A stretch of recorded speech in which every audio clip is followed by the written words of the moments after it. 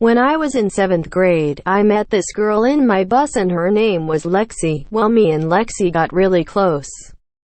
My middle school was divided into 3 different schools, so me and Lexi went to the same school but a different section of our school, and we also took the same bus. Anyways, one day when I was walking to class through one of the schools, I saw this cute-ass guy and I asked her about him cause she went to school with him, and she told me that it was one of her friends. And that if I wanted her to mention me to him, well, of course I want you to mention me to him, bitch, I think he's cute. Well, he sent me a little note telling me I was cute or whatever, and then we kept sending notes to each other. But one day as I was walking through one of the schools to get to my class, I saw him with a group of friends and they all started laughing at me. I got really embarrassed and didn't know what was happening, so I went to see Lexi to ask her why he was laughing at me, since she was the one passing our notes back and forth, and that's when I found out that that bitch was actually the one pretending to be him and was making fun of me at her school.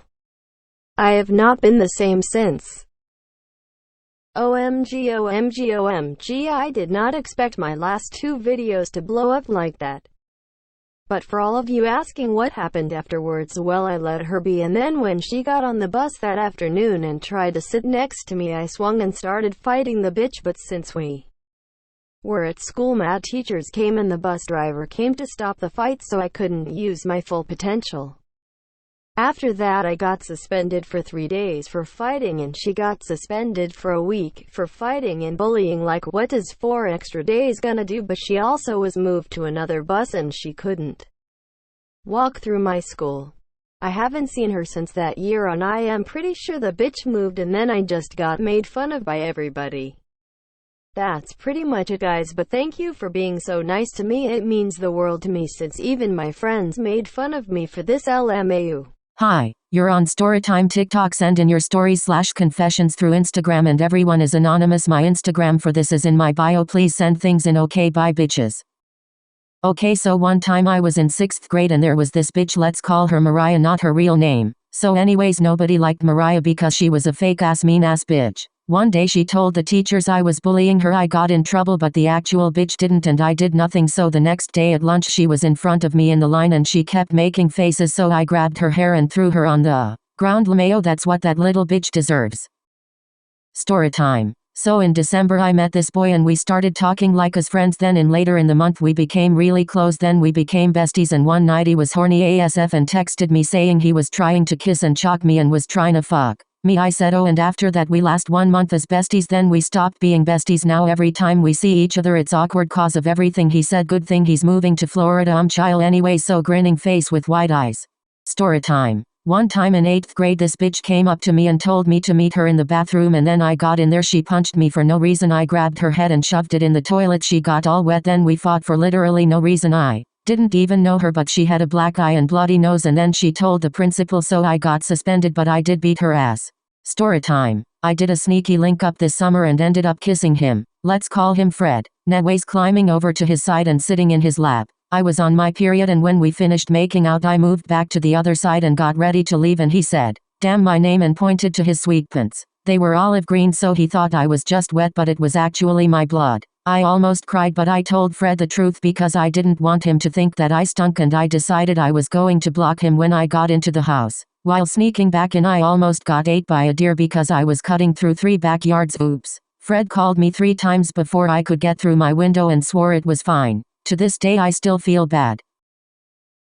So one day me and my boyfriend were hanging out in his room, and this was the time when his parents didn't know we were going out, so when it was time for me to go we had to keep an eye out for people. I get ready and leave his room, only to find his grandpa sitting downstairs right near the door. My boyfriend panics and asks me to wait until his grandpa leaves, but I had to get home soon, so I couldn't do that, and then he comes up with a plan for me to climb on his roof and jump to the backyard. IDK what I was thinking, but I climbed to the roof to analyze the distance down, and I guess it wasn't that bad if I aimed correctly. And then as we were looking down while standing on the damn roof, his parents pull into the driveway. We run to the other side of the roof and both start panicking. IDK why we didn't just act like normal people and make a stupid ass excuse and deal with the embarrassing confrontation. Anyway, we panic. I sit on the edge of the roof and try prepare myself to jump. I swear my boyfriend was talking me through, but I could not hear a word he said because everything went silent. And then without thinking, I jumped off the roof. I landed on the floor, but it was muddy and so I fell back and guess what happened? My knee hit my fucking nose and I started bleeding. I was disoriented a bit, but I looked up and saw my boyfriend's very scared expression and then him disappearing. I get myself up, holding my nose and leave his backyard. At this point I was a walking human without any emotions or thoughts. A second later, his dog runs up to me and I look up to see his mom sitting in the car staring at me with a concerned look, and at this point it's not like I could run away, so I walked towards her. I felt like I was gonna faint, and then my boyfriend comes running out and starts talking to everyone at once. His mom is so concerned about me, and they both rush me.